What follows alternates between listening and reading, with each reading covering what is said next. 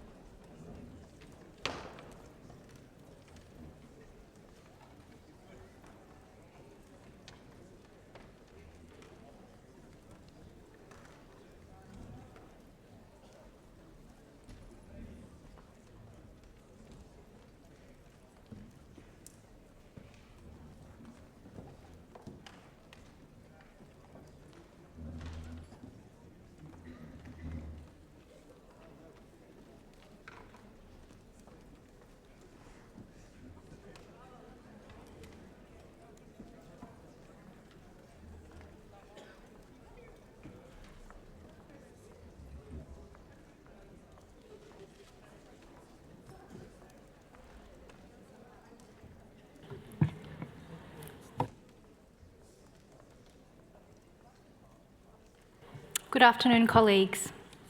Welcome parties and observer organisations to the third session of the second meeting under the ad hoc work programme on the new collective quantified goal on climate finance. As you recall, at our last session on Saturday, we presented an updated input paper based on your guidance.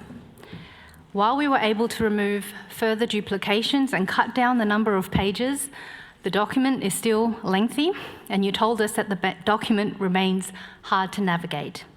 You provided us with suggestions to further simplify and restructure the input paper to make it more manageable, to be able to engage on substantive discussions.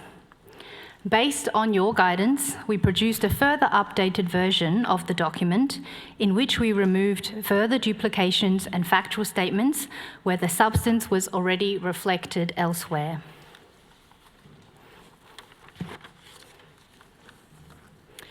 Before we open the floor for your views, we'd just like to, Zahir and I, remind colleagues again that this paper has no status. It is produced under our responsibility, and what we have done is tried to improve the readability so that we can engage on substance. We have tried our best not to remove anyone's options, and we don't feel that we have. And the number of paragraphs does not reflect agreement or more emphasis on one issue or another. We have heard that you want to start engaging on substance, and we have tried to update and improve the readability so that we can do so.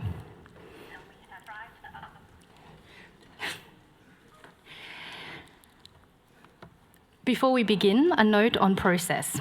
We expect many of you may have questions on how we intend to take things forward from here. So let us just spend a moment on this.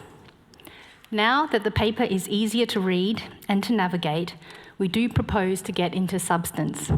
And here, can I remind everyone of the mandate that Zahir and I have been given, that we are to produce a framework, a draft substantive framework for a draft negotiating text for CMA 6. After today's 2-hour session and tomorrow's 2-hour session, we will only have one meeting left between now and CMA 6. Of course, we will also need to significantly update the document because you have all told us that you don't want a 60 or a 50 or a 40 or a 30-page document going to CMA 6. We will need to do intersessional work, and we would like this to be guided by your views. So today, based on that, we would like to start engaging on the substance. Based on today and tomorrow's discussion, we will of course again provide updated guidance on the way forward, including our guidance for submissions. So for today and tomorrow, now that the paper is hopefully a bit easier to read, we would like to use the time available to us to engage on the substantive options, to assist Zahir and I in the intersessional work. We would like to hear your views on the commonalities that you see in the various sections of the document that would help us refine options and make it easier to engage on them, including on sections around principles, access, and transparency arrangements. Given the limited time available, we kindly ask you to be precise and cover the various sections you would like to speak to at once. To indicate that you would like to take the floor, please press on the right button on the microphone in front of you. Once pressed, a green light will turn on the microphone. And once we give you the floor, we will indicate your seat number and your microphone will be turned on automatically. And with that, I open the floor.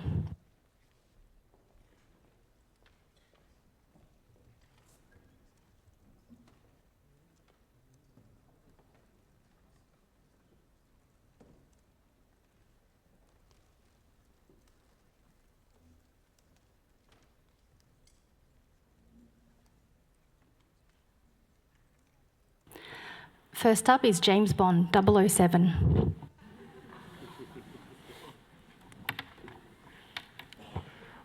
Thank you very much, Co-Chair. Good afternoon to everyone in the room and to those following us online as well. Co-Chair, thank you very much for this new version of the text. We really appreciate the hard work you are putting into the process, and thank you very much for all the clarifications in your opening remarks. I have to point out, nevertheless, our group's concern with what we see as a disbalanced text. We recognize some of our options as not being fully taken into consideration. Elements that our group has consistently stand for are not well reflected, and for us it is of the utmost importance to have a balanced document to start working with. Again, thank you very much for your clarification on the way forward, because I'd like to reiterate precisely what we said in our previous session regarding the importance of leaving Bonn with a clear pathway into Baku. We look forward to hearing from you tomorrow, as you said, with regards to what to expect from this process so as to be able to properly engage in the discussions. Thank you very much.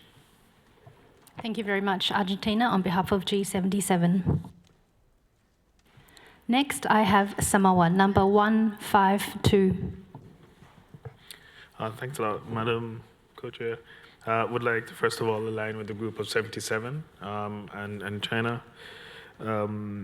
Just to highlight as well that we continue to ask, and we understand the approach that you're taking. We continue to advocate to make sure that our option is included in whatever summary document coming out of this meeting as its own distinct option. But as you highlighted, we will allude to the question areas that you prompted us to. So we'll first go speak to transparency and then access after. On transparency arrangements for the new goal, we framed and built out, and I'm speaking to our submission, we framed and built out a transparency arrangement system that we thought built off of the lessons learned from the 100 billion, and I guess the lack of transparency there.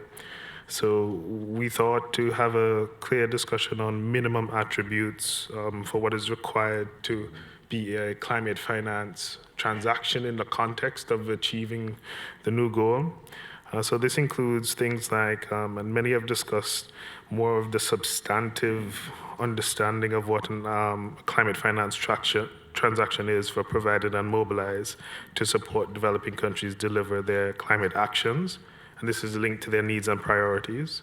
But I think as well, more importantly as well, is that it's connected to the effective implementation of the Paris Agreement. So you have that context and that link to that. It can't just be needs and priorities just willy-nilly. It has to be linked to the effective implementation of the Paris Agreement, which countries do articulate in a country-driven manner.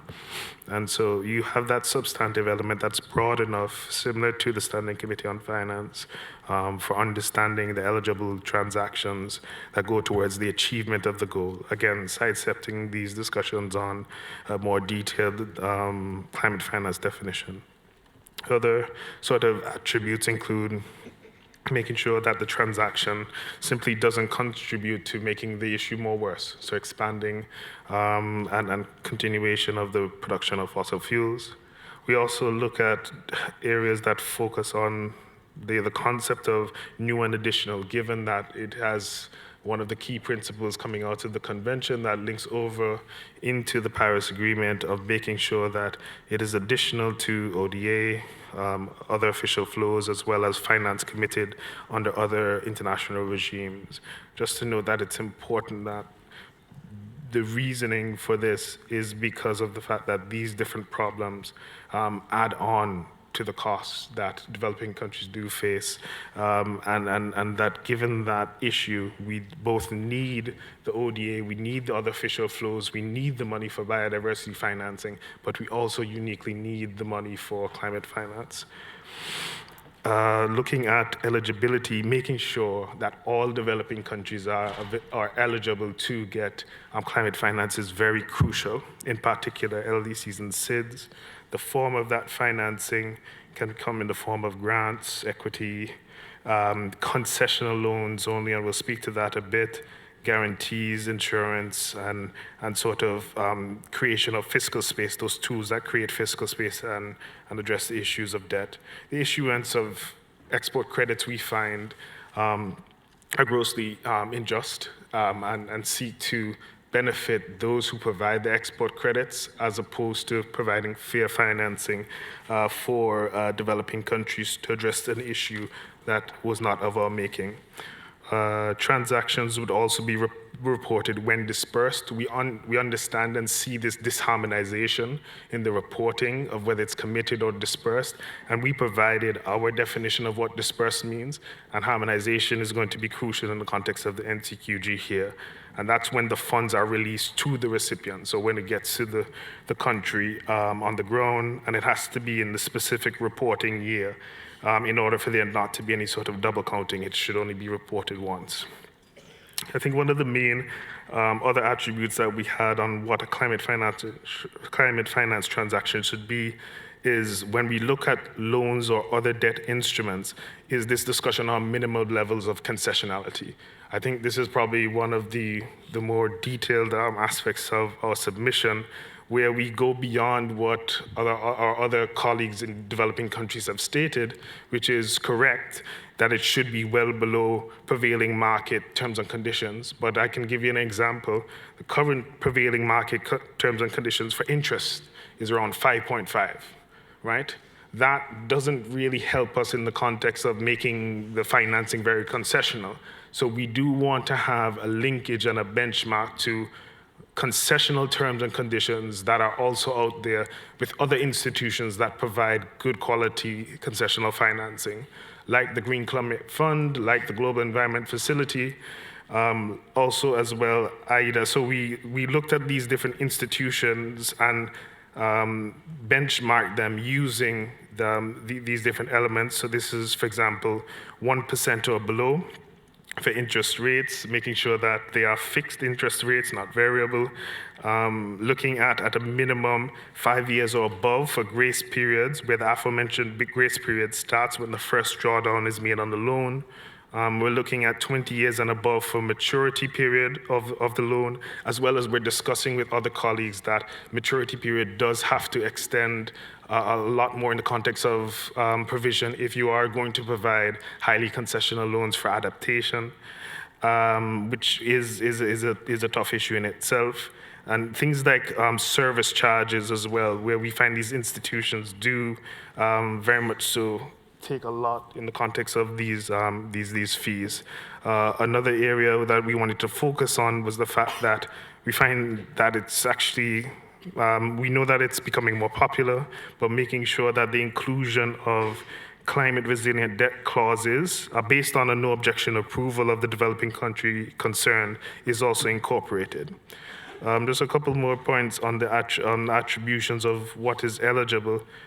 We also want to have a clear discussion on when these providers, these channels of climate finance, determine concessional levels of transactions, that they take into consideration the existing debt servicing capabilities of a country, especially SIDS and LDCs. This is a huge issue for us, and if we are not taking into consideration those levels, there's going to be essentially no way that certain countries can even begin to access because they just can't take any more debt. And so this needs to be bear into account when you decide on looking at all of these conditions.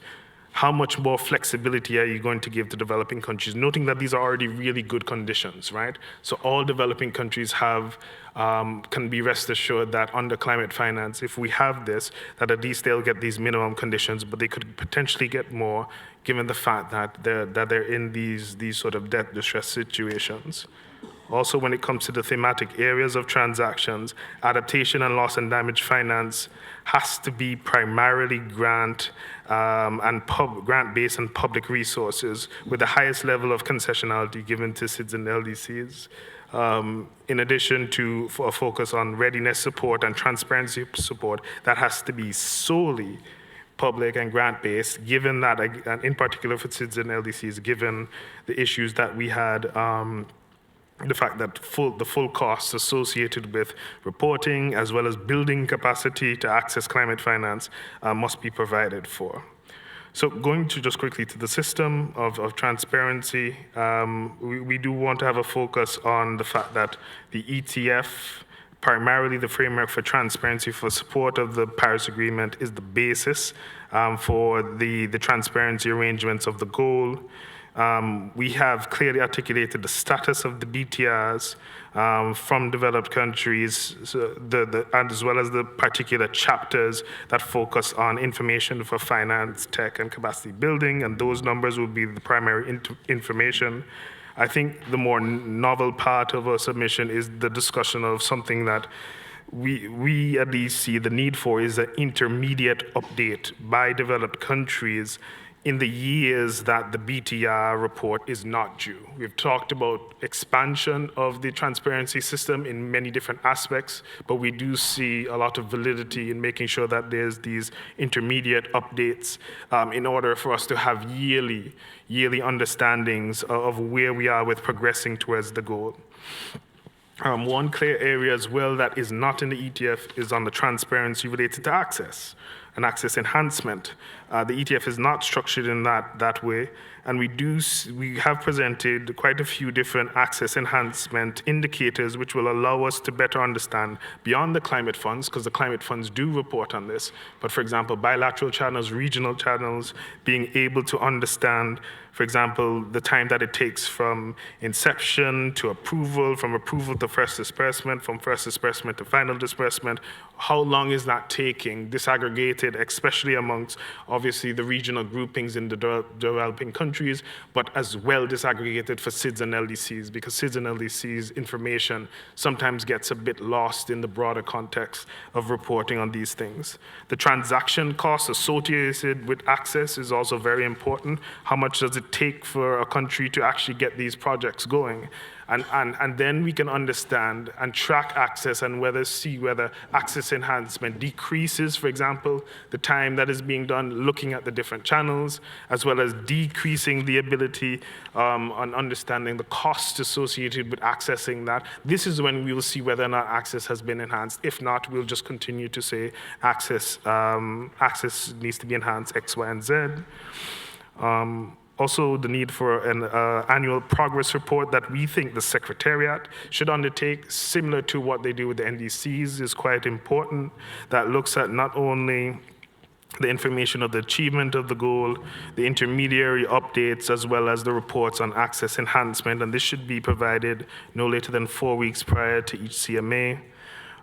We heard many different colleagues talk about making sure that we track what finance has been received, as well as the use its impact and its results. It's very important as well for us to reconcile the reports of developing countries who do provide information on what they have received and understand the effectiveness of that information, noting, however, that developing countries will have to have this sort of adjustment period of providing and the support needed to provide good transparency reports associated with the money that they receive. Harmonization, I've already talked to. I think the only other two parts on transparency that we'll focus on is that reporting on climate finance in general. We need to have a clear understanding and a clear distinction that classification for climate finance by all developed countries that is separate than other flows such as ODA and OOF, as well as finance provided under other international regimes that have other obligations associated with them. And we do need to see and have the ability for developed countries to disaggregate their reporting amongst the sub-goals of loss and damage, mitigation, adaptation, transparency, and readiness. I won't go down the road of access because I've realized we've taken up quite a bit of time, and we hope that this is the way in which you wanted us to interact with the matter co-chair, but we're willing to continue to engage with colleagues. These are draft elements. We've drafted them in a way in order to look and discuss with different colleagues and build off of these elements to get us to a place where all of us can together come to some sort of framework ahead of Baku. But I'll stop here for now. Thanks a lot. Thank you very much, Samoa, on behalf of AOSIS for that comprehensive and constructive intervention. Next on my list, I have Norway, which is number 132. Good afternoon. First, I would like to thank the co-chairs and the Secretariat for working on this through the rest day. It's really appreciated. In my statement, I would like to speak to access, principles, and transparency arrangements, as suggested by the co-chairs. The text on access is a bit scattered, a bit around in the paper. Challenges in accessing climate finance is something we all want reflected in the decision. We think it makes sense to describe the challenges in accessing climate finance in the context section. For the operational part, there are definitely commonalities in this area. We think that we should speak to both parties and the international climate finance architecture. It also makes sense to have a call for action for institutions outside of the UNFCCC to simplify access. We've read the AOSIS submission and think that there are suggestions on access that we could work with in it. On principles, we believe that it's important to frame the decision in the right way. We therefore believe that this framing should be embedded in other elements. We think the commonalities here are in that we all want a goal that is ambitious and delivers an impact. We note that some of the suggestions under principles are tied to the relationship between the Paris Agreement and the Convention, and we just wanted to underline that this is a CMA decision. For transparency arrangements, it seems that we all agree that at a minimum we should build on the ETF. We should call on all actors to enhance transparency, and we believe that the revision of the ETF in 2028 will be an opportunity to update the ETF to align with the NCQG decision. Thank you. Thank you very much, Norway, including to highlight where you see commonalities. Next on my list is India, that's 081. Thank you, Co-Chair. And India is speaking on behalf of LMDCs. We support the statement delivered by G77 China coordinator.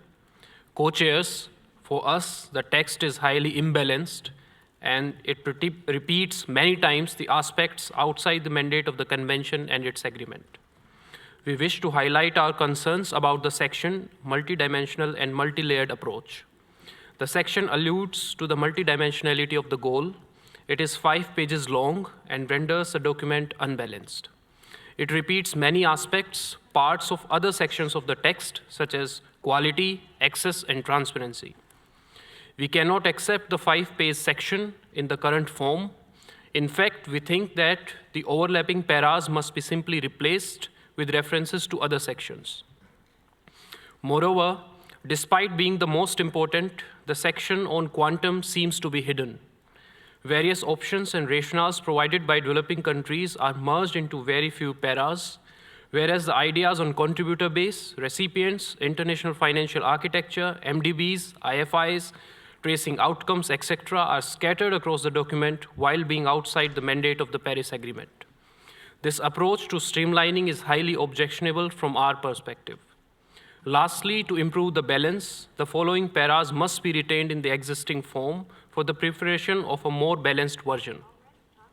Paras 1, 4, and 10 of the preamble, para 48 on needs and priorities. We want the principles to be a standalone section, and paras 77 and 78 are a must for us.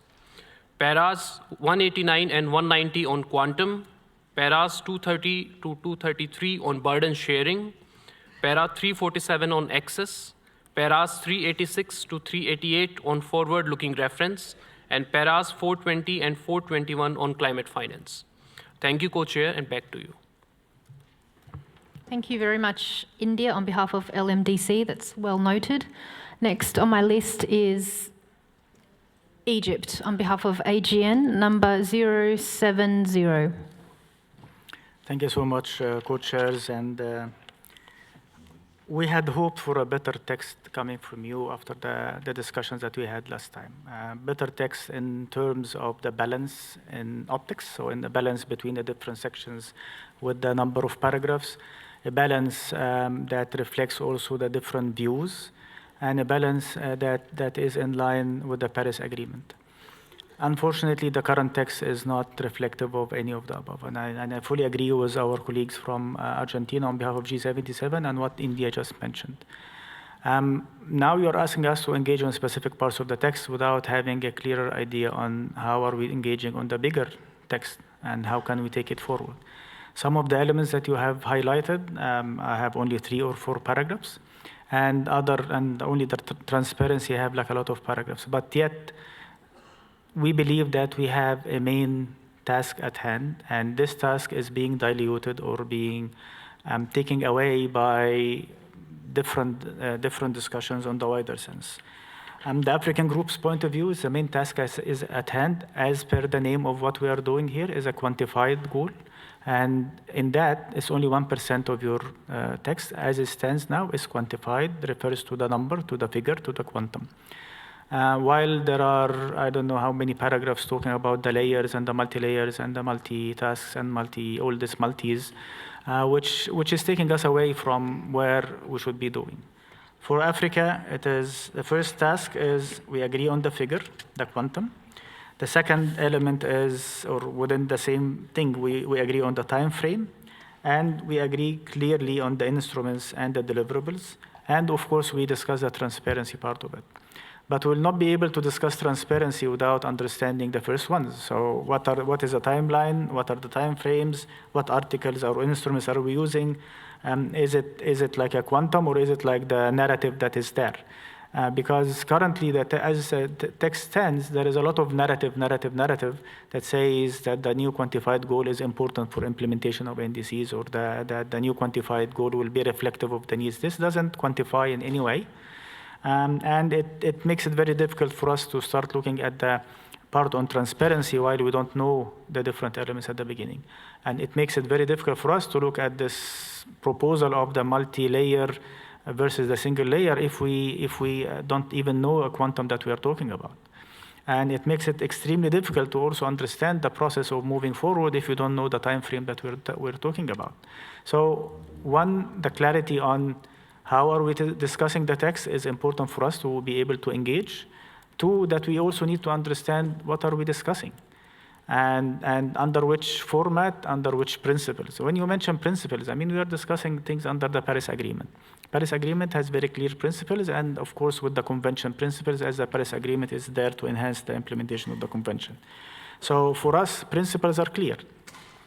Second element is that we are working within Article 9. So Article 9 clearly is the one that provides us with the different elements of our discussion. And the third element is we are reflective of the evolving needs of developing countries as per what we all agreed to just a couple of months ago, 6 months ago. And we are also reflective of the NDCs, NDC 1, NAPS 1, plus the next round of NDC. So there we have a discussion that I think, to my understanding, there's a common agreement because this is what the parties have agreed to just 6 months ago. Moving from there to the elements that you mentioned, the thing that we can engage on is transparency. And I don't know if we can engage on transparency without knowing the rest of the parts of the text. So if we are talking about a quantum that is in the scale of 1.3 trillion that Africa is asking for and many developing countries are asking for, then from there we'll be going forward.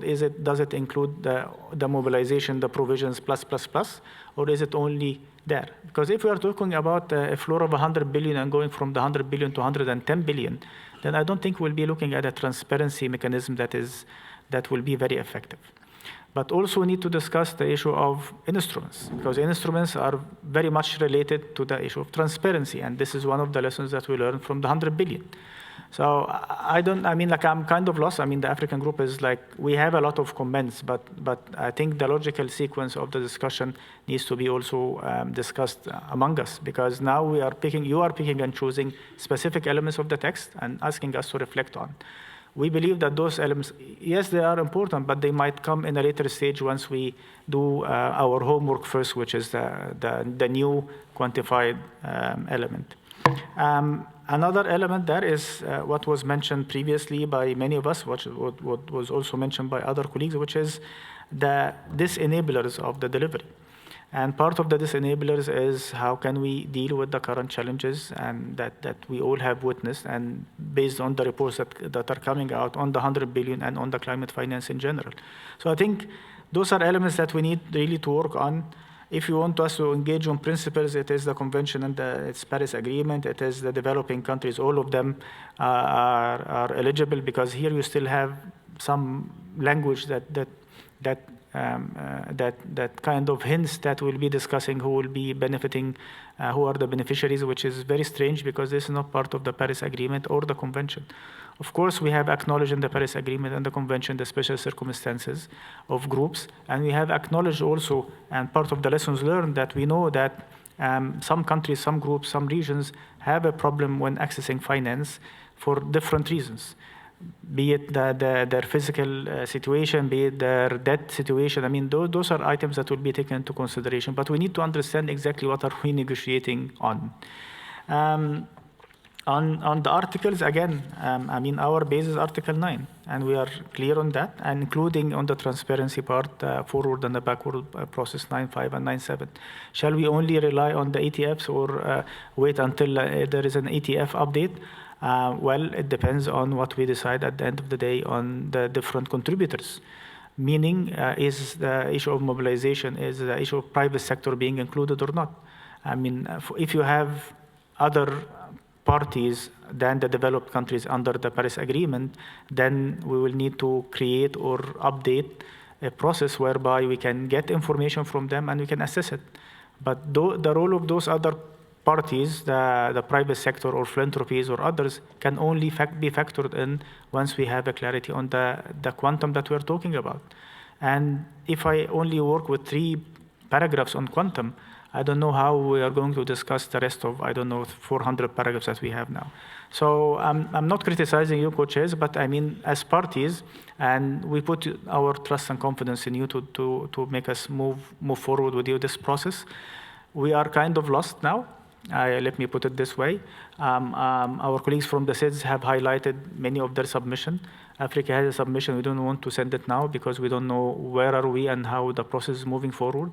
So if you can clarify on the whole text, how are we dealing with the whole text from now until the end of this session, and where can parties come in and provide the elements that they believe are missing or are weak in the text. And a final point, even if you, with all due respect, you said that it's not about a number of pages or a number of paragraphs.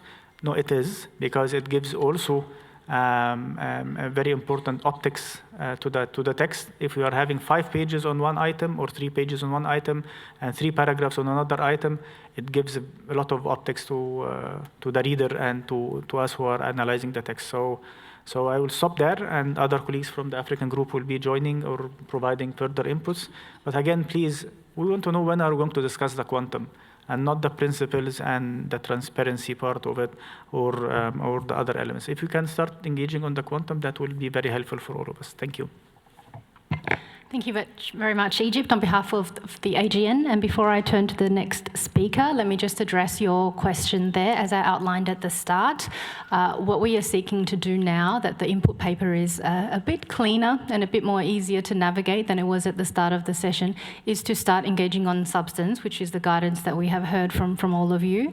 In order to structure the discussion, we have chosen some of the elements which we heard from the floor could potentially hold some commonalities, and to inform Zahir and my work in the intersessional period, we decided to start on those. Obviously, and of course, parties and groups are free to raise whatever issue they'd like, particularly given there are so many interlinkages between the issue. Our colleagues have already begun to do that, and I encourage the rest of the speakers who have not yet taken the floor to do that as well. But I thank you in sharing the AGN's views, including very clearly on principles and transparency. That is very well noted. And as I mentioned at the start, we will outline the process, including on intersessional work, after we see how things go today and tomorrow. But we will definitely not leave Bonn without providing some clear pathway on the way forward. You can rest assured. Thank you. Next, I have Alba, 021. Thank you, and thank you, co-facilitators, for all your efforts. We fully support the statements that has been made by G77 in China and the LMDC.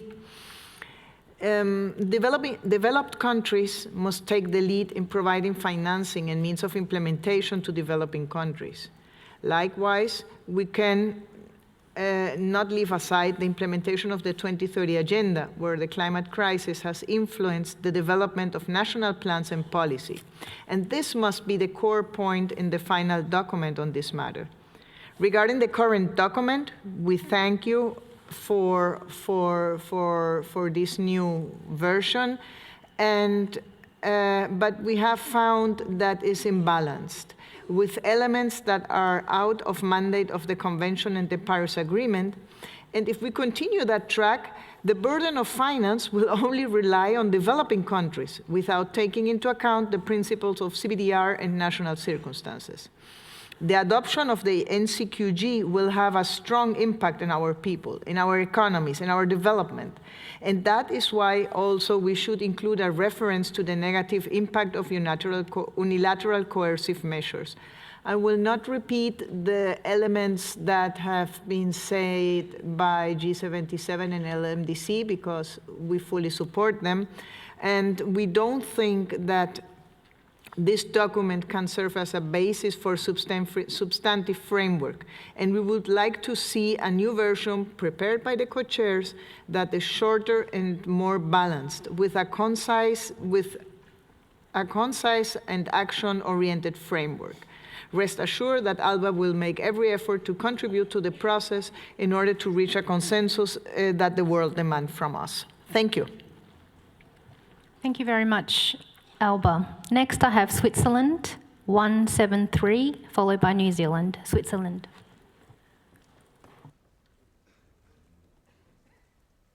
Thank you, Madam Co-Chair. I will be speaking on behalf of the Environmental Integrity Group. So we will not engage further on deliberating on your paper, since we understand you will drastically change that and come forward with a new one in Baku in the intersessional period. So we very much look forward to that, and we understand our intervention now should help us to construct. I think we've been using the analogy of the Christmas tree, and maybe we're now starting to build the trunk, and then you can continue to give us some branches on which we can then probably put some Christmas balls and presents underneath. So going to the trunk, commonalities that we see with regards to principles.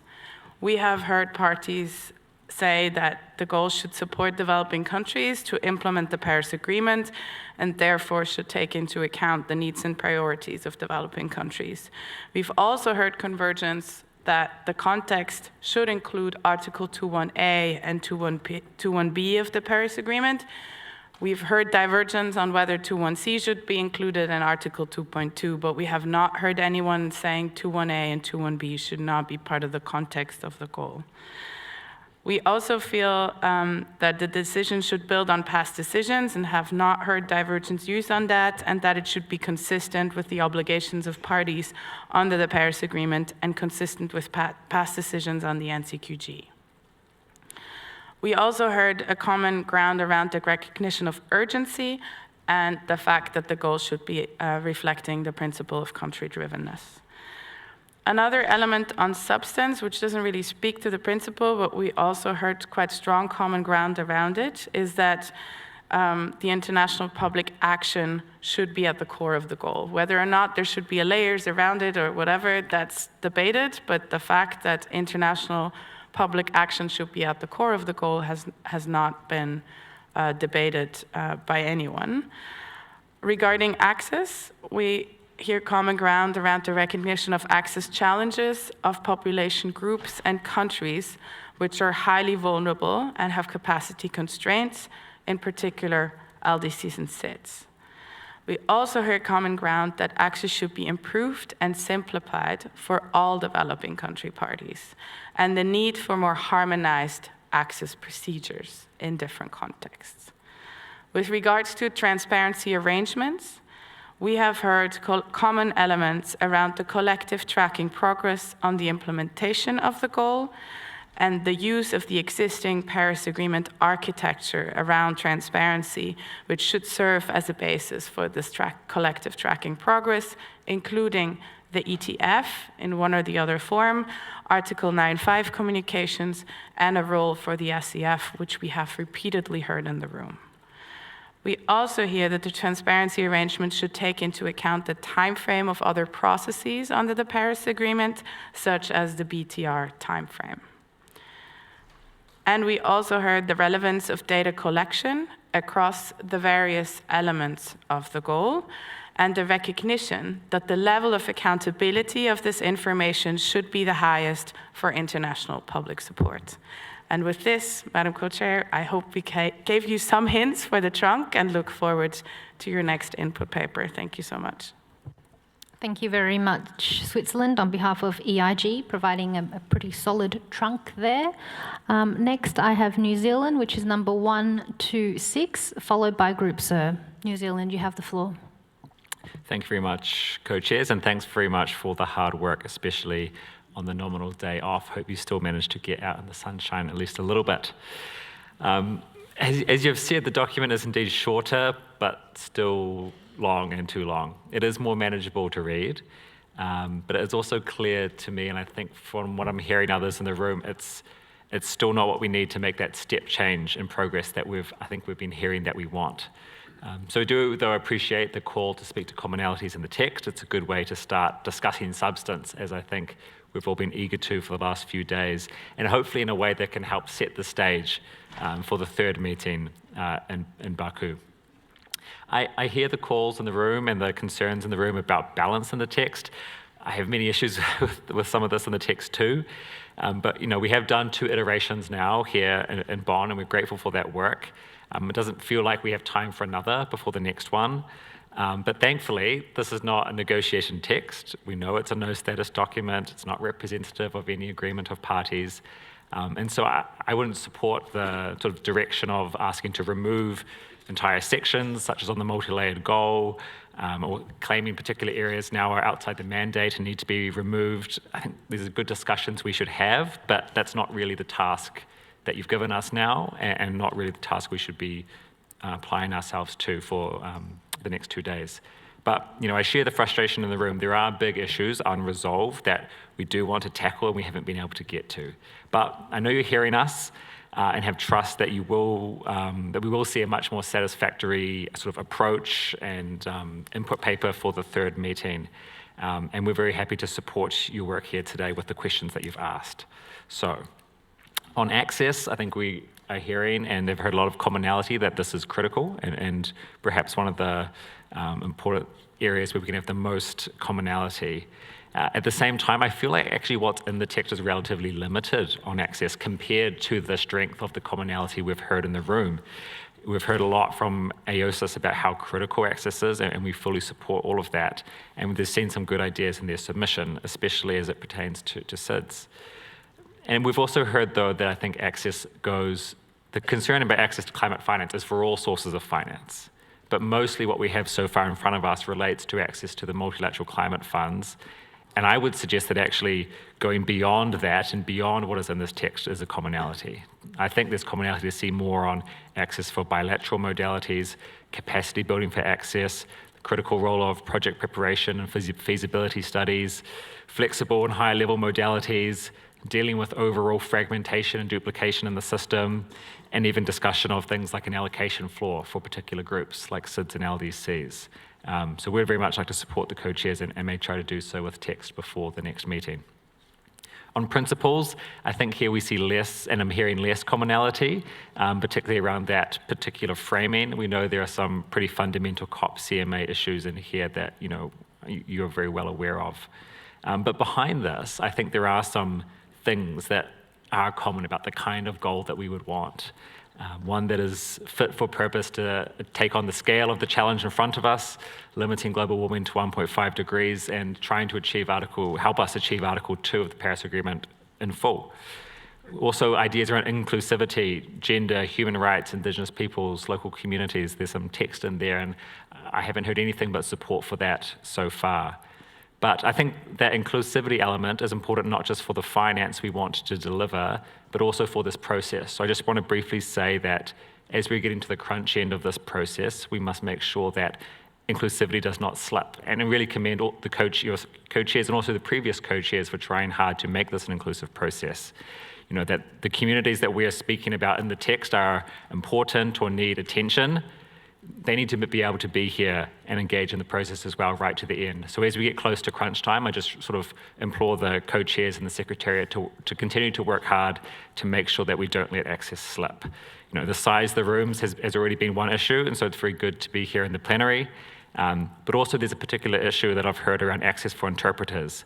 Regardless of the budget of the secretariat, we know that there are groups with interpreters here who can really elevate the accessibility of the process. And so I really hope the co-chairs and the secretariat can work together to make that happen. I think it's possible, not making sure that interpreters aren't excluded because of limitations on observer tickets, for example. This should be something we can resolve and could really improve the accessibility for some important groups. Finally, on transparency, I think I share a lot of the views of what our colleague speaking on behalf of the EIG had said.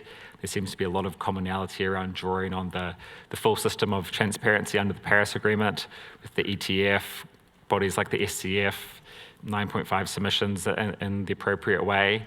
But also I would suggest that perhaps there's some commonality that we might need further work on this, and that perhaps in the decision that we take, there may need to be some hooks or some direction for further work. Because what I would hate to see is that our ambition for this goal to be limited by the particular set of reporting systems that we have today. We need to build on it, but this goal, it could perhaps be a powerful driver to ensure that we establish or improve reporting systems to capture what matters, and that this is such a critical goal and opportunity. If we are purely limited to exactly what is perfectly agreed today, I think we'll be undermining that ambition for the goal that we share. So perhaps there's some room for something about how we continue to work on transparency moving forward.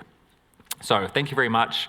It's very good to be able to talk about substance, and we still have some time here in Bonn to do more work, both in the room, but hopefully exchanging outside of the negotiation room as well, and really encourage all parties here to work together to make sure you, the co-chairs, are supported to provide what we need for that next meeting. Thank you. Thank you very much, New Zealand. Next, I have Group Sir, followed by China, and Group Sir, the number is 024. Thank you, Chair. Group SUR aligns itself with the statement made by Argentina on behalf of the G77 plus China. We thank you for the hard work done during this Sunday, but we also believe that that we still have an unbalanced text and that there's a lot of refinement to do on it.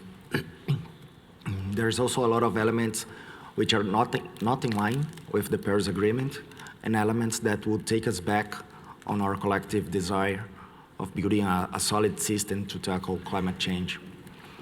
We still see a lot of repetition of ideas in the text more than wording itself. such as the ideas of changing the contributors base, the multi-layered approach, and the inclusion of domestic resources in the NCQG. Those ideas alone take a disproportionate part of the text and should be streamlined. We do not agree with any formulation that would make the goal voluntary to all parties, such as in paragraph 36, or that all parties should be recipients. On the matter of actors, again, we consider that this topic is already covered by the text of the agreement and that we should not deviate from it. The text must reflect Article 9, both in terms of contributors and recipients. In other words, the goal is a tool for international cooperation from developed countries to developing countries, considering the special situation of seeds and LDCs. We do not support proposals that would also invert the logic of the agreement, such as references to finance being channeled towards ambition, since finance must inform the level of ambition and not the other way around. We agree with other delegations that spoke before us that we still need to have clarity on matters of the quantum and the time frame. We still have no idea on the scale of the goal. And we need to hear from developed countries how much they are willing to contribute based on their historical responsibilities and on how to address the evolving needs of developing countries. On the matter of definition, again, as we stated before, we consider this crucial for the implementation of the NCQG. We advocate for a definition based on additionality, concessionality, and the specificity of climate action, so that no matter how much we put on this goal, we will be sure that it will be directed in the right direction. We consider that whichever principles that will illuminate the NCQG or climate finance in the context of our discussions must reflect both the Convention and the Paris Agreement, including the principle of common but differentiated responsibilities. On other commonalities, we would like to keep references to the balance between mitigation, adaptation, and loss and damage, to just transition, and to the responsiveness to gender, children, youth, indigenous people, and local communities. Finally, on the issue of transparency arrangements, we highlight that transparency must lead to accountability. So we believe that the NCQG should reflect an ETF plus arrangement, reflecting the need to capture loss and damage and the burden sharing between developed countries. Chair, we are eager to continue discussing these topics with you, including during the intersessional period, and we hope to have the best outcome possible. Thank you. Thank you very much, Group Sir. Next, I have China, which is 022, followed by Cuba.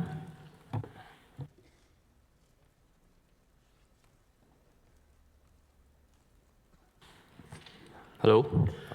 Good. Thank you, Co-Chair, for your updated inputs paper. This time it's printable. I think for every meeting with 10 pages shorter, it's much easier for us to read.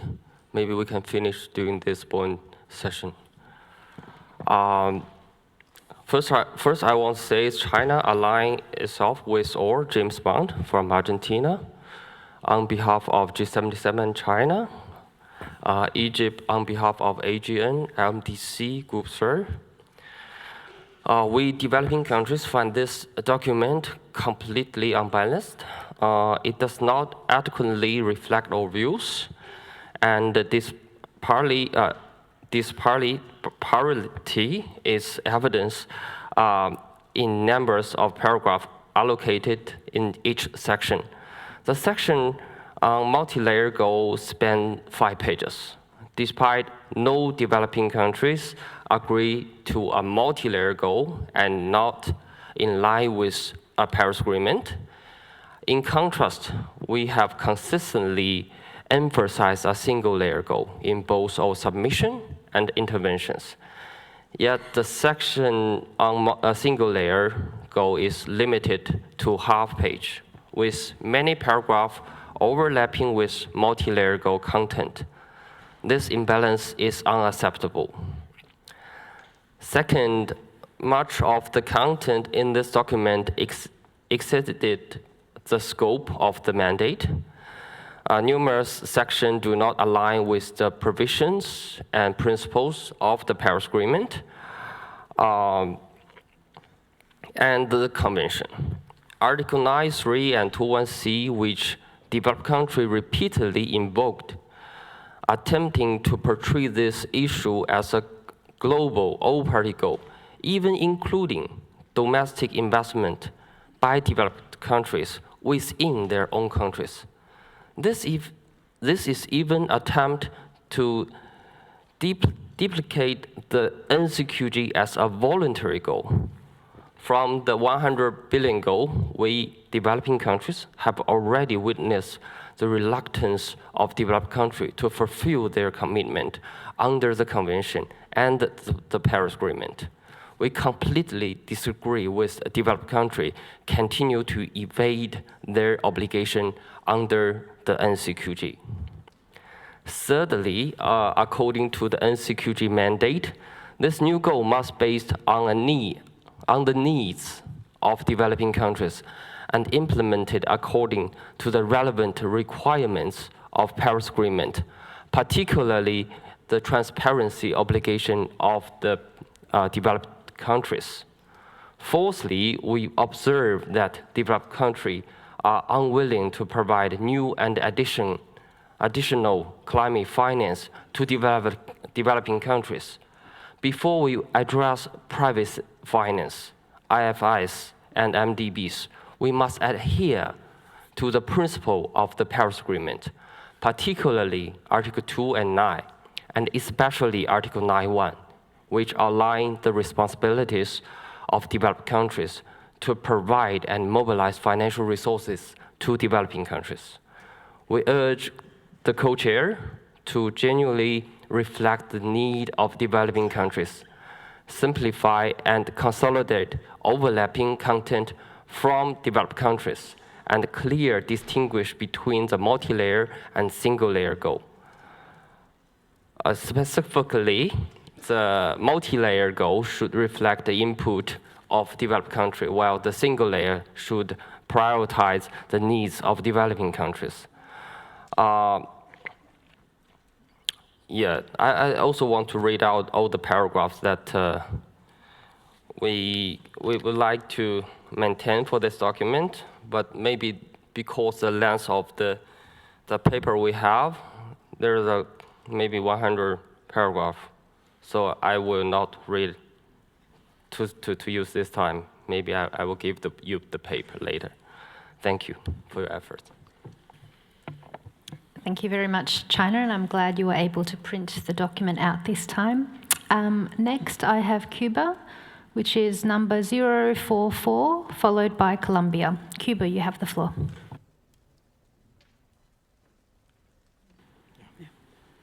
Thank you, Madam Chair. Cuba aligned itself to the statement made by Argentina on behalf of the G77 and China. We reiterate our gratitude to the co-chair for all the efforts put in streamlining the new text in order to move forward to a more substantive discussion. However, we consider we are not in front on a test that, we consider that the text does not work in the right direction. It doesn't reflect fairly the wide range of views expressed by the developing countries. For instance, well, we already have been hearing other colleagues talk about the full pages dedicated to the multi-layer approach and only one single page to the one-layer approach. Only 5 references are to this enabler when we repeatedly express the importance to address this issue here and in Cartagena. For us, NCQG must address these enablers of climate finance, such as high cost of capital, high transaction costs associated with the access, and unilateral trade measures and unilateral coercive measures, among others. Reference in the text to the quantum are minimal, and we consider that without a figure, as other colleagues has mentioned, all these ideas about a layering approach, onion structure, are useless. There is no time to waste. Too much space is devoted to aspects that are outside of the mandate of the NCQG. We reiterate once again that the NCQG process is not the occasion to challenge or debate fundamental interpretation of the Convention and the Paris Agreement. In our discussion, we have listened developed countries repeatedly invoke Article 9.3 and 2.1c, attempting to portray this issue as all-party goal, including domestic investment by developed countries within their own, developing countries within their own country. There is even an attempt to despite the goal as a voluntary one. What is crystal clear is that the obligation of the developed country hasn't changed. The goal must be delivered by developed country to developing countries based on equity and the principle of common but differentiated responsibilities. In accordance with your suggestion about discussing elements such as principles, transparency, and access, we would like to reiterate some consideration that we hope can be adequately reflected. Regarding principles, the NCQG should contain Article 2 of the Paris Agreement, whose objective is to enhance the Convention in the context of poverty eradication and sustainable development, as well as equity and CBDRRC as the guiding principle. The goal should prioritize predictability, transparency, and accountability in funding allocation. So in that sense, paragraphs 76 to 79 should be retained. On accessibility, NCQG must guarantee efficient and rapid access to financial resources, taking into account those that are particularly vulnerable to the adverse effects of climate change and have significant capacity constraints, in particular for SIDS and LDCs. In this line, paragraph 68 to 70 should remain.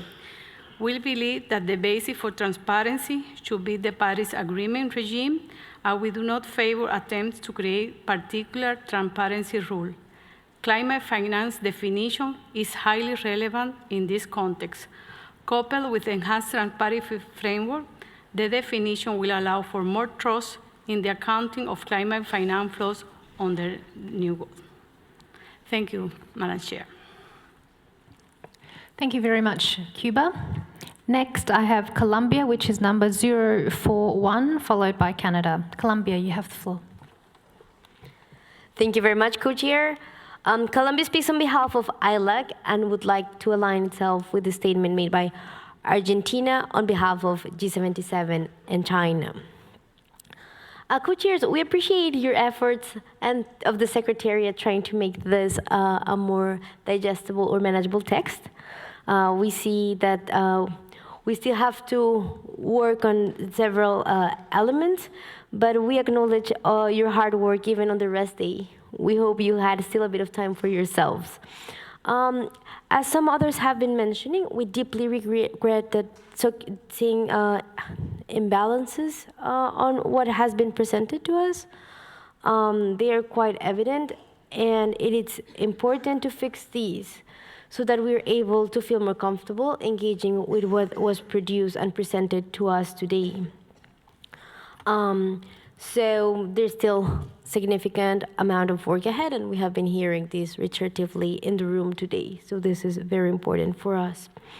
For ILAC, it is very crucial that we progress at a pace that ensures a robust outcome at COP29, and we would like to be constructive and to work.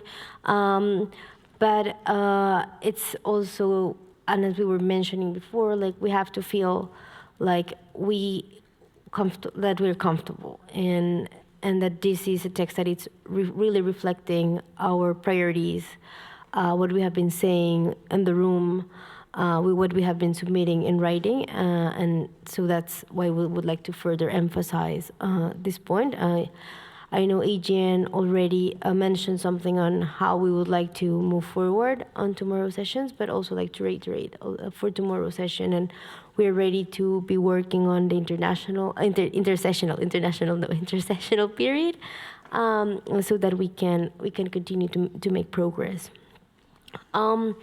So as repeatedly said, like we're here to discuss the quantum, and certain colleagues mentioned last time that we see that there is urgency of action, but we don't see urgency of means of implementation. And I think that this is compounded with what we were saying in Cartagena, that needs and priorities of developing countries are real and not aspirational. So we need to be moving on that direction. We see at least 2 headline figures. We are ready to engage with some of the numbers that have been put on the table, like 1.3 trillion mobilization and 400 billion provision, ready to engage in that. We have a task at hand, and it is to set a goal for developing countries that support our current and future levels of ambition and does not penalize it. Right now, our current system is not working for developing countries, and this is something that we have to address and to provide the right incentives so that we can fulfill the Paris Agreement. And we have to also acknowledge and recognize that developing countries' evolving needs. So this will be critical, as well as addressing the disenablers of finance, in which we see that there's also room for improvement in the text that was presented, despite that we have been constantly mentioning these in all spaces. So as I believe Cuba and others were mentioning, like we would like to see more robust content, because we were really surprised on how poor these parts were on what was presented to us. So this is something that on the context we would like to be further detailed. Also, we would like to also be keeping like the elements that are talking to the urgency of action, the needs and priorities of developing countries. For us, it is very important to highlight the importance of the ambition element and the ambition piece on this text. We have to further discuss different and refine them, but for us, we would really like to see them. On the section 4.2, which many developing countries have already raised different concerns, we echo those. Those are from paragraphs 118 through 150. So we would like to request the co-chairs to collapse and synthesize this section. And cross-reference other sections as a way to handle repetitions that we see in that part. And we also see that this section is unnecessarily taking disproportionate amount of space that could streamline further, so that we can also see a more balanced and manageable document further. We would like to recognize like certain points on commonalities that EIG was presenting. We would feel that these are elements that we could be work and engage in, and we thank like this constructive approach there, obviously including the principles of the Convention and the Paris Agreement, echoing the importance of support developing countries and as an objective of the NCQG, taking into account our needs and priorities, the importance of access, which is also one of the elements that we will be having to work forward as we move in the process, so that it's simplified and harmonized, that the NCQG should leave no one behind. We're seeing how certain countries are being marginalized by access to concessional finance, and how also on the principal side, we would also like to see it as a standalone element, also including things like climate justice, also elements like just transitions, along with those that others have been mentioning before, predictability, affordability, and others that we have been and we will be continued to submit in writing, common but differentiated responsibilities and respective capabilities, among others. On access, it is very important, I think, for all developing countries, including ours. And so we would like to focus on the needs of enhancement access, simplification, and harmonization of procedures. Also seeing how do we prioritize and we deal with elements like accreditation of national entities to enhance more direct access.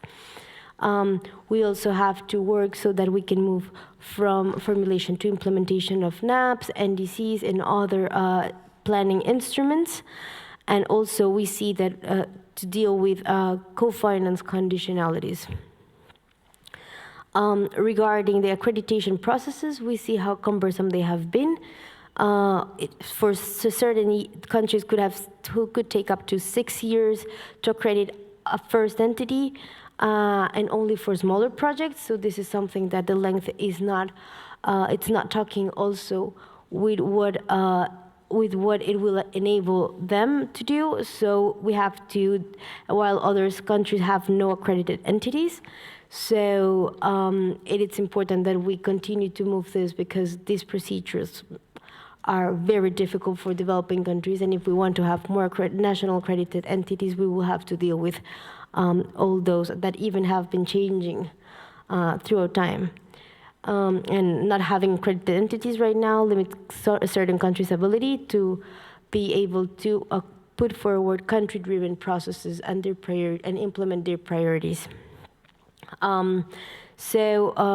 Regarding other elements that also relate to finance, we would also like to see more direct access for those populations and vulnerable communities, such as indigenous peoples and local communities, women, youth, and children, and others that could maybe be having more direct access to funding.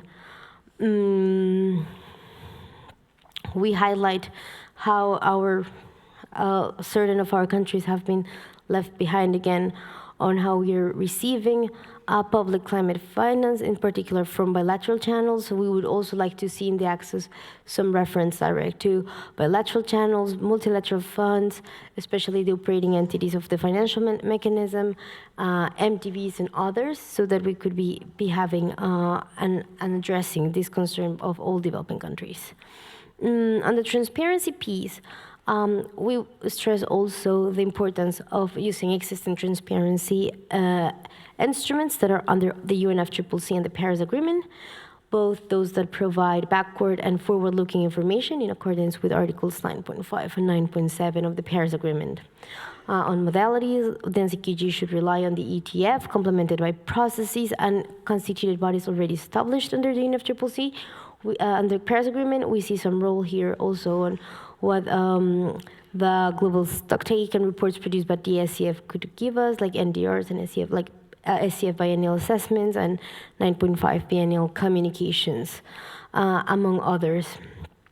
We would also, and echoing what Norway was saying, and others, we will have to adjust the ETF and the reporting mechanisms once we have the NCQG to make it fit for it, including also inclusion of data about loss and damage, and having more disaggregated information on instruments so that we can better account for the quality of finance. We also see the SCF providing a progress report on the delivery of the NCQG, taking into account the information that's being provided by developed country parties in their BTR and other relevant information sources. We'd like to stress that the biennial communications continue to be an essential tool that provides forward-looking information. So we would also like to see this. We envision an annual reporting frequency. So, and on review, we consider that the quantum shall be evaluated should be reviewed every 5 years, and it also should be taking into account the evolving needs and priorities of developing countries for adaptation, mitigation, and loss and damage, ensuring that in its adjustment, and if these needs are increasing, that it is progressing. So this is also on the review and revision part. We have to make sure that the transparency it's robust enough so that we can avoid double counting, so that we ensure the resources are implemented in developing countries, that activities are climate related, among others. Also on definitions, we consider that it's fundamental to understand which will not count also as climate finance, including those instruments that are at market rate and those that are not climate related. And I think that we will leave it like that. We see that we could maybe, for helping further streamlining the text, strike paragraph 344, 349, 356, and 358. We see that some of them are statements of fact or can be contained in other parts of the text. And for now, we were going to leave it there. Thank you very much. Thank you very much, Colombia. Next, I have Canada, which is number 026, followed by Gambia. Canada, you have the floor. Thank you very much, co-chairs. I wanted to start by thanking you very much for working on your rest day. I know we only get one, and I spent 95% of mine sleeping, so I'm sorry that you didn't get to do that. I think I really agree with those who have said that this paper is more workable. I'm really appreciative of that, and I actually felt like this one I could read. It's not a perfect document, but the others were almost impossible to read. But I agree with those who have said that it doesn't fully reflect all of our views. On Saturday, IOSIS was talking about how time is running out, and I believe them, and I agree with them. And I want to have a conversation about investment and sources and ambition to help meet a gap in finance between what is needed and what public finance will provide. But it doesn't sound like there's agreement in the room on that conversation right now. So I would like to spend the time that we do have talking about what we can agree at this point.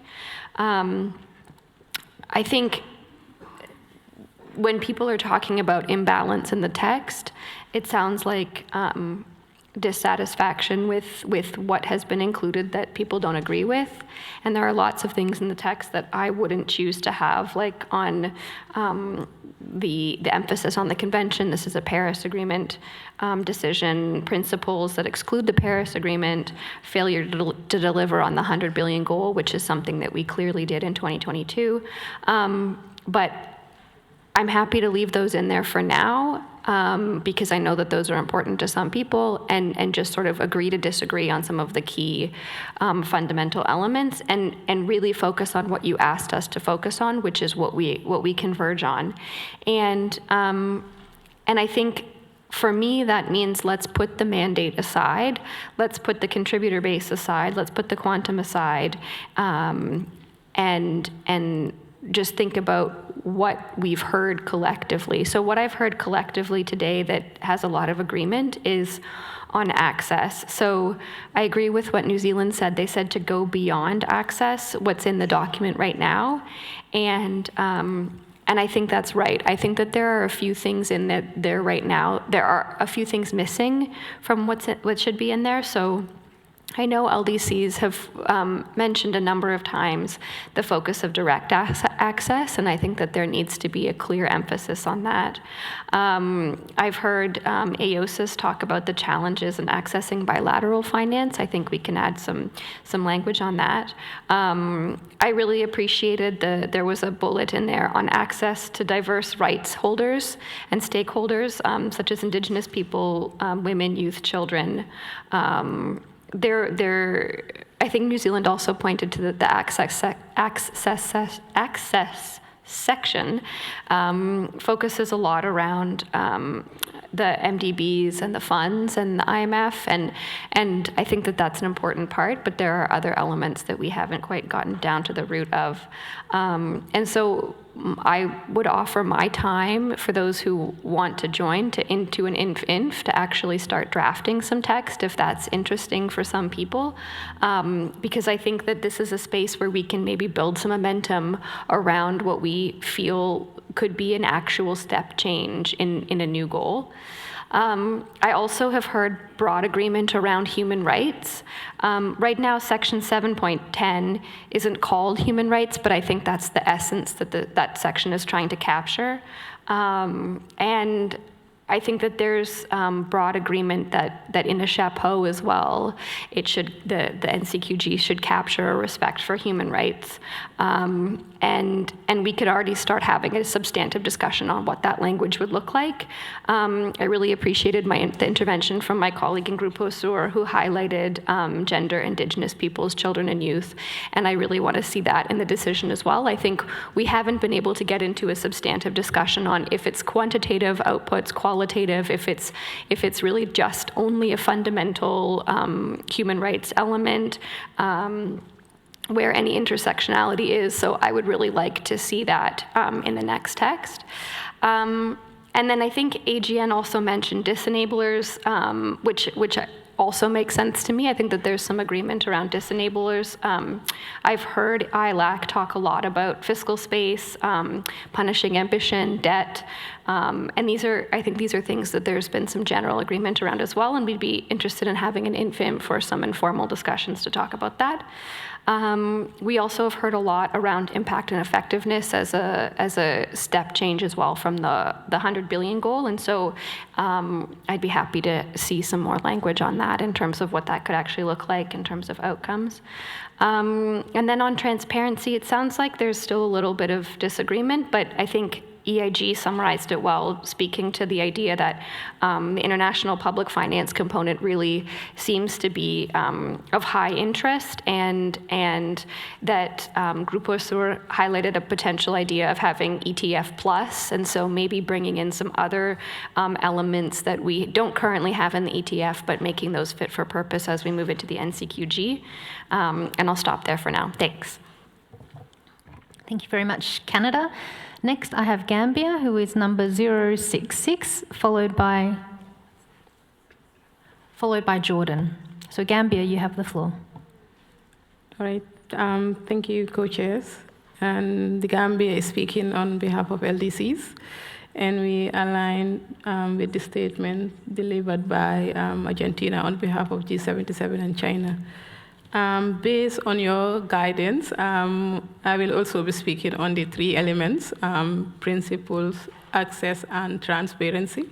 On principles, our group would also want this element, principles, to be a standalone element, as mentioned by India, given its importance to the process.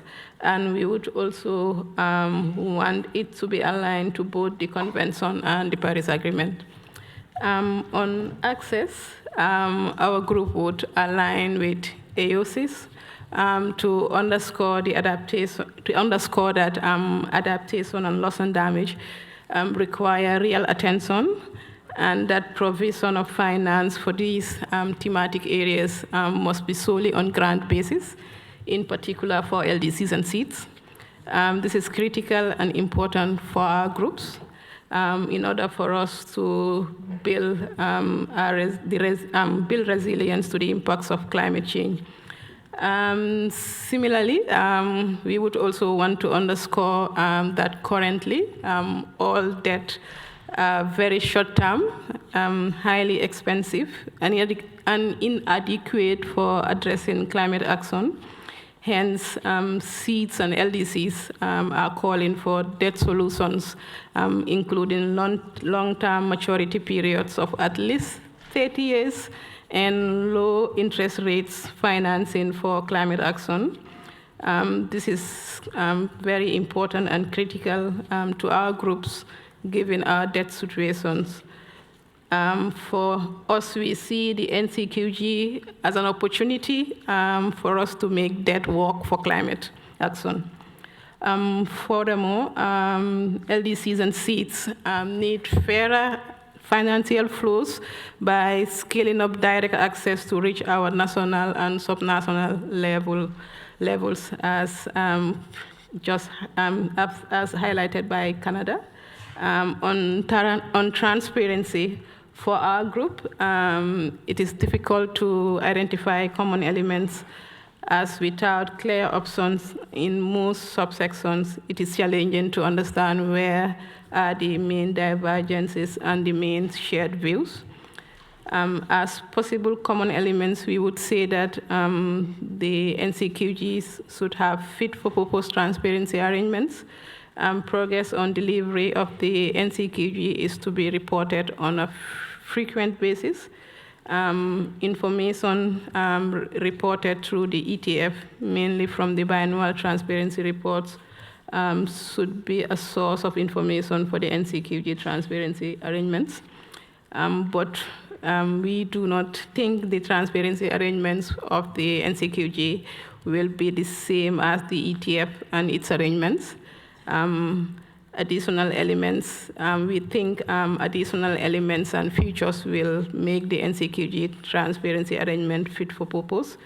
Among these, we can mention one, reporting on progress of implementation and delivery of the NCQG should be done through a dedicated standalone report prepared and published within the UNFCCC.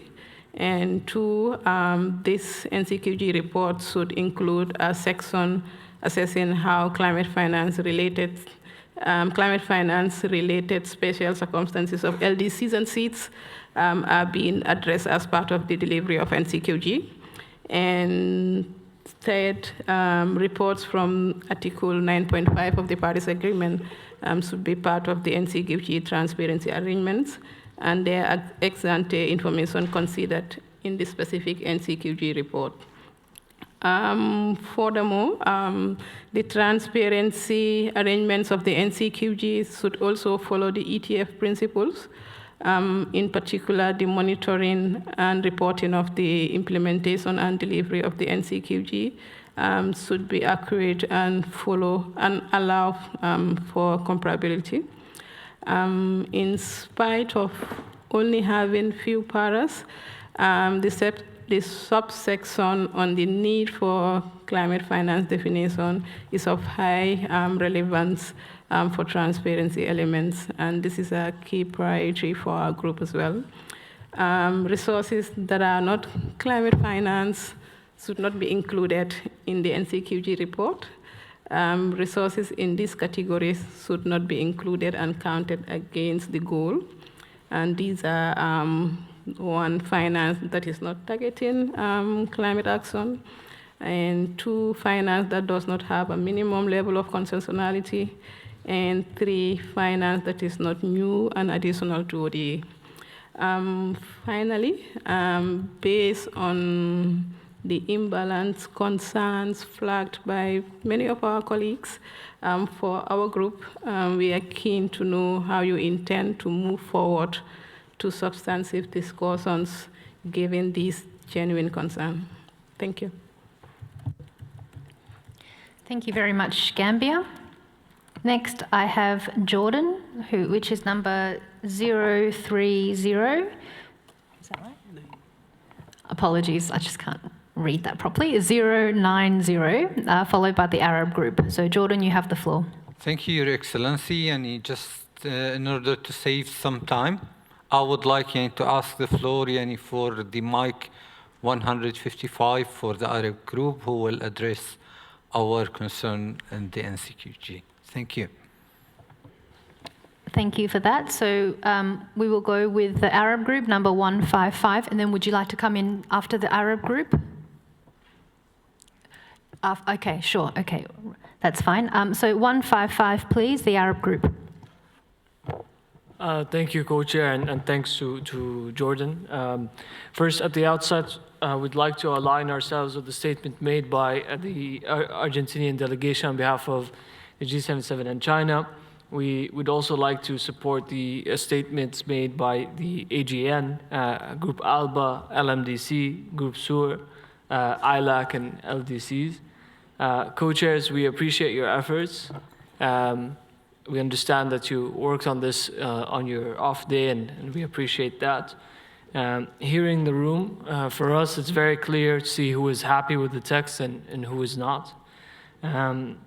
We want to clarify that as a group. We're asking to have the conversation on the quantum and the goal, and lack of convergence of views on these elements is not a reason for avoiding the conversation. In fact, and on the contrary, it makes more sense to discuss issues that we disagree with rather than what we agree with. If we only discuss issues that we agree with, we would never make decisions or negotiate. It wouldn't be a negotiation, rather it would be an affirmation in that case. We appreciate that you're trying to reflect inputs. However, we need to make sure that these inputs have boundaries. There are parameters within which inputs can fall within and what inputs are not relevant. For these reasons, we were a bit disappointed with the proposal to focus on all the elements except for the quantum and the goal in these substantive discussions.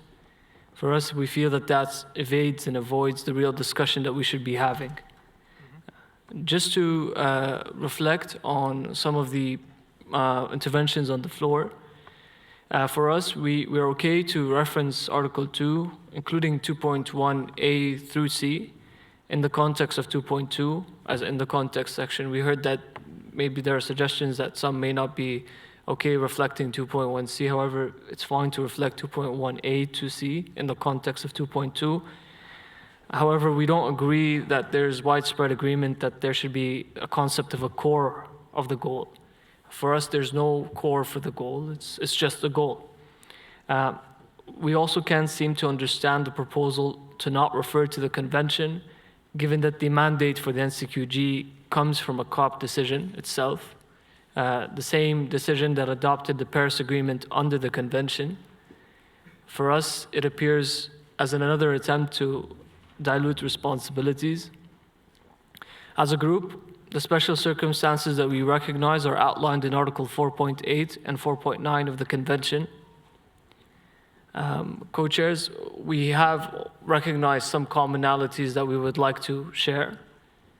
The first one is in the Paris Agreement, all parties agreed to Article 9, all parties agreed to Article 2, including 2.2, and all parties agreed to Article 13.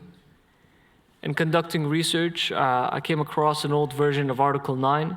At the time, it was Article 6, full of bracketed text. Attempts were made back then to dilute responsibilities, but those attempts did not succeed. These attempts we are witnessing today have nothing to do with any changes from 2015 to 2024. We have seen them consistently in the past. But we need to decide, are we opening up the Paris Agreement? I've heard previous interventions disagreeing with Article 2.2, with the idea that developed countries are obligated to provide support. And if that's the case, why don't we stop discussing the NCQG and discuss additional articles that we can add to the Paris Agreement? For the climate finance definition, we agree that market rate loans cannot be accepted as part of the reporting under this process. But on the climate specificity, we believe that the focus should be on NDCs and NAPs and other national plans, rather than excluding approaches that are key for developing countries as outlined in their plans, as our approaches, pathways, circumstances differ. We also have the following substantive elements to highlight. The first one is the responsibility of the delivery of the NCQG falls on developed countries as per the Convention and its Paris Agreement. Second, all developing countries must be supported through the NCQG as per the Convention and its Paris Agreement. Third, the special circumstances that we recognize are outlined in Article 4.8 and 4.9 of the Convention. Additionally, top-down policies and approaches, as well as the involvement of non-party stakeholders and institutions, are outside of the mandate and should be removed. In particular, approaches that target any sector in a manner that impacts food and energy sector should be deleted. To be clear, approaches that target energy sources in developing countries are not related to climate finance.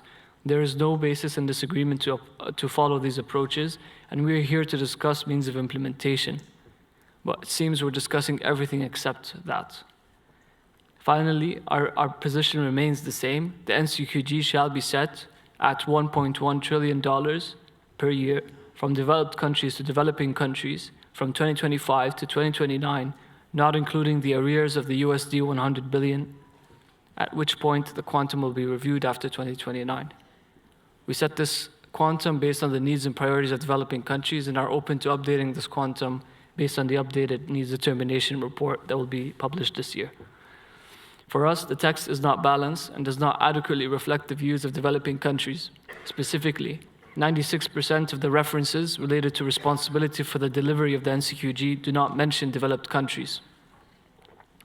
There are 5 pages on the multi-layered approach alone, while there is only one single page on the single-layered approach, with 11 of the paragraphs there focused on expanding the donor base and 2 paragraphs focused on the obligations of developed countries. For us, these numbers speak for themselves, co-chairs. We don't find that the text is balanced in this regard. Other examples include the fact that GNI is mentioned 62 times compared to developed countries being mentioned 57 times. USD, to indicate some semblance of concrete discussions, is mentioned 52 times, and Article 9, 23 times. Grants, 19 times, and disenablers are mentioned only 5 times. We believe that there's significant content under disenablers that we should focus on in the further substantive discussions. For example, the World Economic Forum estimates that an annual $1.2 trillion is lost in developing countries due to corruption. Practices that are impacted from policies in developed countries. There is an import tax related to carbon that will only reduce 0.1% of global emissions, but it will cost developing countries $6 billion in lost income, while developed countries are set to gain $3 billion. There are substantial subsidy packages that exist in the world that are set to increase economic output for all sectors within one country by $150 to $490 billion, while decreasing economic output for all sectors in a large set of developing countries by $90 to $350 billion. One example is one regional bloc recently made 130 million euros per year and rejected visa application fees, most of them coming from developing countries. These are just some ideas of reverse flows under the disenablers that we can discuss further. However, it's mentioned only 5 times right now in the text. The co-chairs, you assured us that you won't remove any substantive ideas. However, our calls on developed countries to reform their budgetary processes have been removed. Our insistence on the reflection of the arrears of the USD 100 billion, including in the last session that we had, and in writing after Cartagena, have been ignored. The right to development has been removed. Co-chairs, the context that the Paris Agreement is adopted to further the implementation of the Convention has also been removed. However, multiple different methods to describe the same vague concept of the multi-layered approach were maintained and preserved in their original state. All our suggested principles have been grouped together in one paragraph and combined with other proposals. Most importantly, our proposal for $1.1 trillion annually has been merged with the African group's proposal on the quantum of $1.3 trillion in one sub-bullet, whereas the multi-layered approach gets pages of identical ideas. Co-chairs, we do not give the mandate to move forward with work that is based on this input paper. Rather, we would like the co-chairs to develop the substantive framework as requested by them by the CMA with a limit of 5 to 10 pages ahead of the third meeting. We kindly ask the co-chairs to remove elements that are not mandated by the NCQG or are misaligned with the Convention and its Paris Agreement, such as interpretations of 2.1c, roles of other actors, expanding the contributor base or limiting the recipient base, or policies that target sectors. Non-mandated issues include changes to the ETF. We heard this in the interventions today in the room. The ETF has a mandate to update its MPGs in 2028, not the ETF itself. Any suggestions to change the ETF or update the ETF is inconsistent with decisions we've made in COP26. We will update our submission to include additional elements that we've held back. Since there are no parameters within which we are having our work conducted, we will need to be innovative in our suggestions and our approaches, given that there are no boundaries or parameters to our conversation. We expect our inputs to be reflected, otherwise we will not acknowledge a process that is unbalanced, non-inclusive, and discriminates against developing country inputs. Finally, developing countries are committed to climate action with or without the Paris Agreement. If we continue to be left alone as developing countries, have targets be imposed on us in a top-down manner, and receive no support under means of implementation and support, we have to ask ourselves the question, why do we need the Paris Agreement? Thank you. Thank you very much, Saudi Arabia, on behalf of the Arab group. I will turn back now to our colleague from Jordan, 090.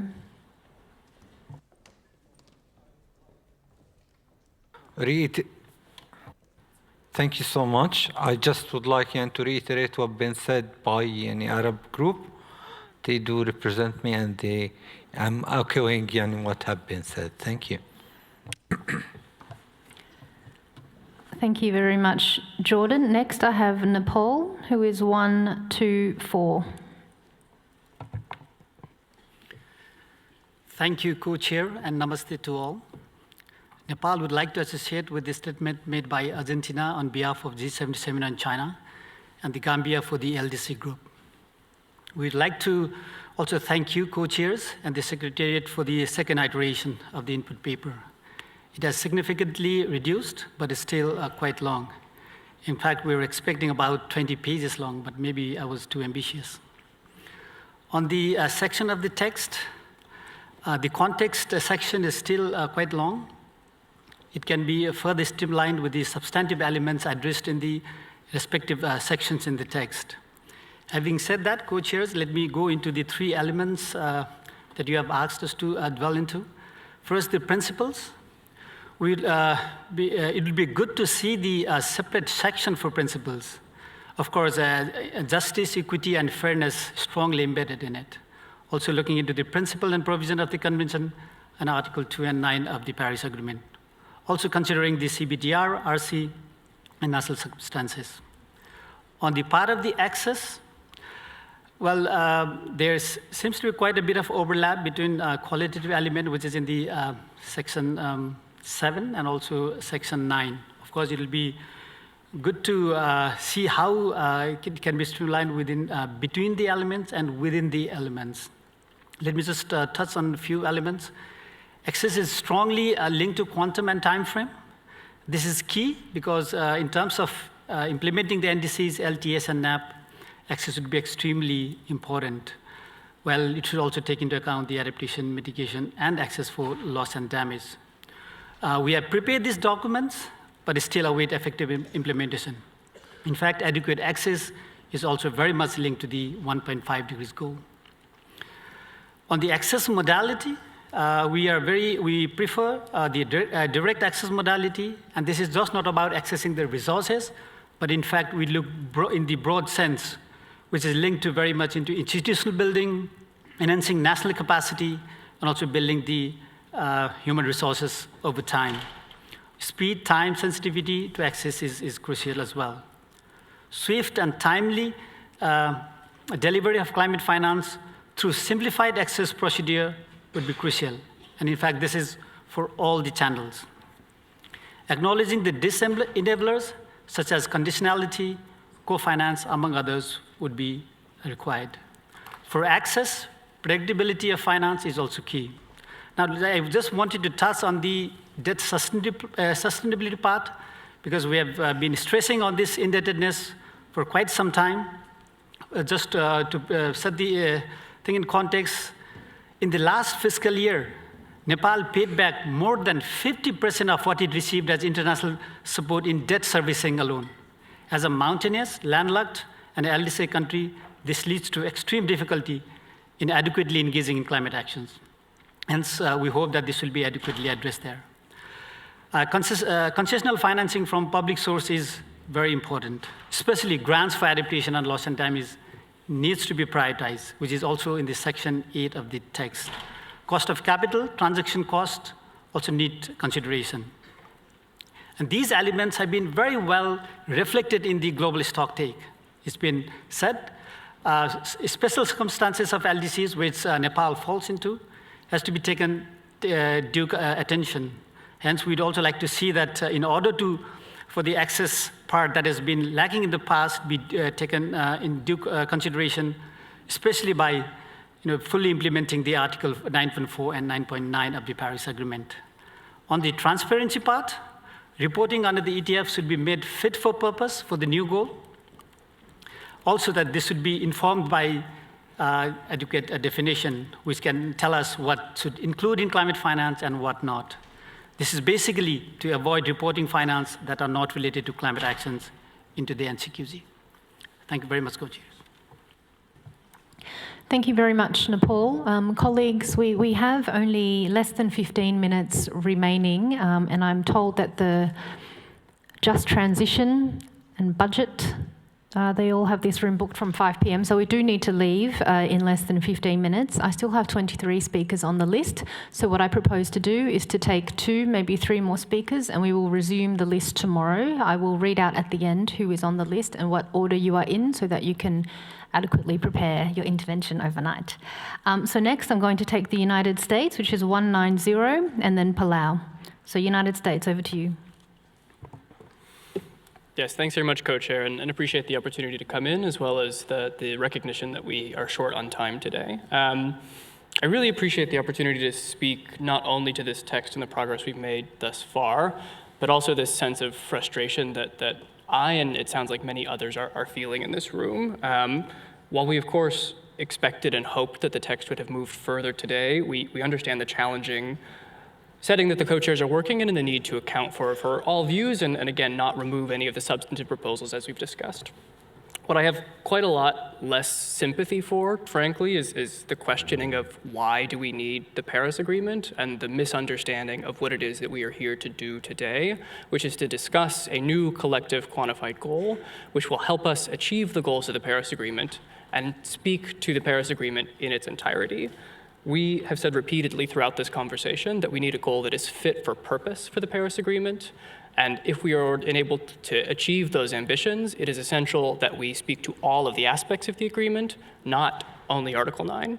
It's also critical that we move forward with a balanced document. I've heard calls to make sure that this is balanced moving forward, and frankly, I think we are also of the view that this is an unbalanced text, and there are numerous sections in here which we do not see as adequately representing our views or the views expressed by others that we would like to see balanced and streamlined.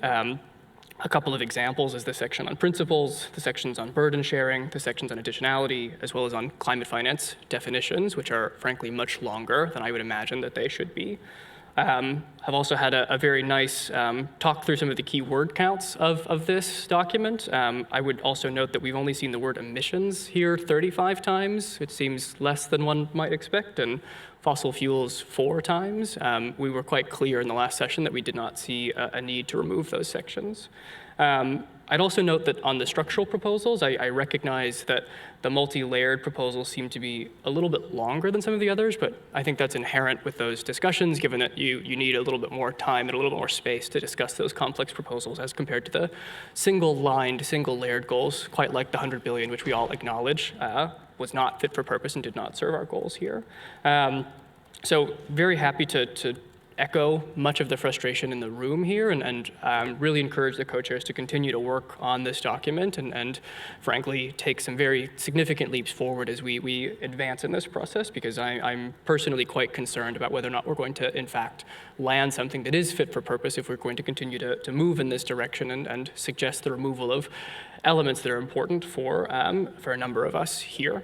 To maybe very briefly talk through places where I do think that there is the emergence of some consensus, and to thank the co-chairs for this suggestion of focusing on principles, access, and transparency.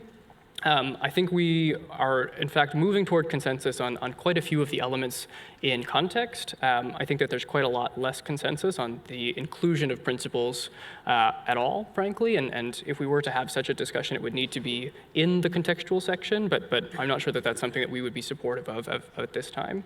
On access, I would echo what many of others have said. I think this is the place among the issues identified where there is indeed quite a lot of commonality. In terms of placement, I think we would see this more in the qualitative elements than in the context, where I think we would expect to see this as something that is followed up on over time. We heard some good suggestions, in fact, from the LDCs just now about how we would continue to assure that this was part of the goal moving forward. And for us, I think that extends beyond context. Would also echo the comments of New Zealand, who noted that we could see some more ambitious language in this space. And I think for us, this is lacking in terms of specificity a little bit. And then in terms of transparency, I think we For me, the place where the consensus is being heard at this stage is mostly actually around the subheaders in the transparency section, where there are quite a few aspects that I think have now been split out and are a little bit easier to work with. We've heard interest in engaging with the ETF, but also recognize that there are some very serious limitations to that. So I think we recognize that this way of thinking about the transparency issues is helpful, but I don't quite think we're yet to consensus on how best to deploy the ETF, to adjust it, or to use other sources of information. Where I think we're a little bit less in the area of consensus is section 10.2 on the other aspects related to transparency. I've heard a lot of useful content on the focus on outcomes, although the other couple of sections in that context are not necessarily places where I think we have consensus just yet. Just a couple of thoughts from our side, and again, looking forward to seeing the next healthy iteration of this from co-chairs, which I'm hopeful will move us in a positive direction and make sure that we can indeed have an outcome here that is fit for purpose. Thank you. Thank you very much, the United States. Next, I have Palau on 135. Thank you, Chair. Chair, in taking the floor, first I would like to commend you, the co-chairs, and the Secretariat for your hard work over the weekend in providing us with this input paper. But also, Chair, thank you for providing us this bigger room, much needed bigger room. So I take the floor in my national capacity as Palau, and would like to again align myself with the statement made by Samoa on behalf of AOSIS, and further highlight the issues on access that Palau experienced and the access features we propose aligned with the AOSIS submission. Access remains a critical and is of centrality to the NCQG. I would like to begin with an example of an issue on the centrality of effective and efficient access for developing countries, in particular LDCs and SIDS, and the recognition of all consequences and risk that are associated with delayed or inequitable access. For example, for small islands, especially Palau, these application process for all grants, if even received, is an onerous and can take a long time. Most of the time, we need to find consultants to help us with the application process. And by the time the grants are approved, our situation on the ground has changed. We worked on our readiness proposal. It took over 2 years to get readiness. There was nothing simple about that, even with a consultant.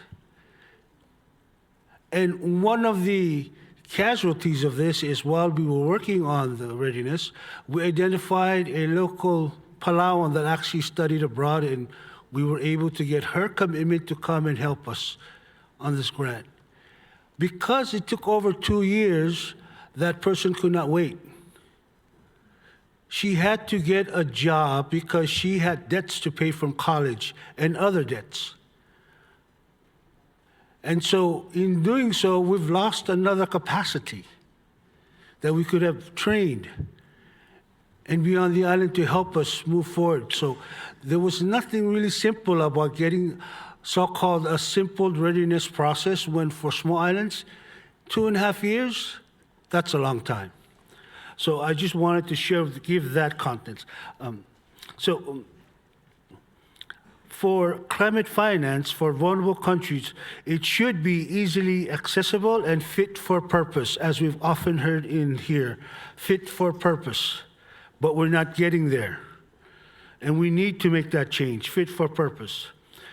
There must be enhancement of access, in particular for SIDS and LDCs, including simplification and harmonization of approval processes, standardization and prioritization of direct access modality for all channels, enhanced direct access support, including for local non-governmental and community-based organizations and groups, and report on access enhancements for climate finance transaction, which all of this was raised earlier by my colleague Mikai on behalf of AOSIS.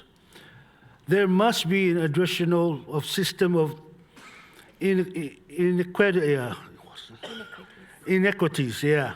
Inequities to access for developing countries, including the high cost of capital, the high transition costs, capacity constraint, and indiscrimination assumptions of corruption. Further, multilateral development banks and international financial institutions must commit to contribute to the scaling ambition and finance. These organizations must adopt to a single access approach with a mutual recognition of direct access entities or agencies across Adaptation Fund Board, the GEF, and the Green Climate Fund. Co-chairs, I'm going to give you an example of simple access. Like in Palau, we have a bilateral partner, right? So what Palau does is we just write a proposal to our bilateral partner. Within a week, they return with a response, and then we start communicating back and forth. And at the most, it takes 3 months for them to actually approve the funding. And in doing so, we address what is actually critically needed, and we also address it in real time. That's just an example of how we can look at this partnership of access to finance. It doesn't have to be a Webster dictionary we have to go through, but a simple process where within 3 months or 6 months, 9 months, we can get the actual funding and to address these real impacts on small islands because we're running out of time, especially the SIDS and LDCs. And so, Chairman, like others before us, we could create a climate fund group to further coordination and reporting on the complementary and coherence efforts. Finally, co-chair, we need climate finance that is new and additional and in accordance with a country ownership, and it must leave no one behind. Chair, again, thank you very much for the opportunity, but we need to start moving forward because we are running out of time for SIDS and LDCs. And we need climate action now, we need climate finance now, so we can address the real-time climate crisis that we're facing. I thank you, Chair. Thank you very much, Palau, Joe. Colleagues, we have run out of time. If you haven't already noticed, the next group has already started to arrive in the room. So I will close our meeting here, but just to let you know, there are still 21 speakers on the list, and we will take up the speakers list tomorrow in this order. So we will start with South Africa, followed by Kenya, Iran, Kuwait, Barbados, Iraq, Marshall Islands, Saudi Arabia, the EU, Fiji, Nigeria, Morocco, India, Oman, Armenia, Australia, UK, the Maldives, China, Japan, Bangladesh, Zambia, and I'd also like to leave time to give the floor to our non-party observers if we can. So colleagues, thank you very much for your active engagement today. Have a lovely evening. We'll see you tomorrow.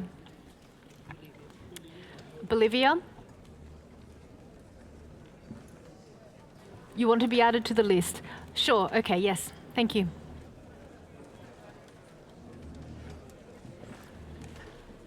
And Honduras. Thank you, everybody. If you are not staying for the Just Transition session, can I please ask you to vacate the room as soon as you can? Thank you very much. Good evening.